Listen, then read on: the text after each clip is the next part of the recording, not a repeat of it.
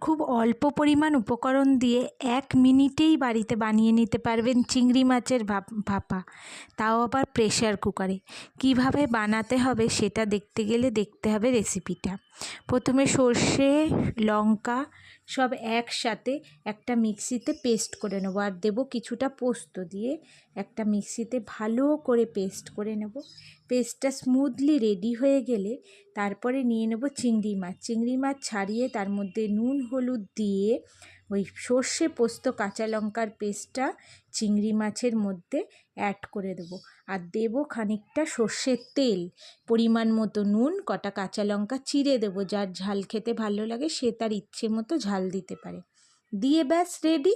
এটা mix up করে প্রেসারে দিয়ে একটা সিটি মারলেই আপনাদের চিংড়ি মাছের ভাপা একেবারে রেডি। দারুণ স্বাদে হয়।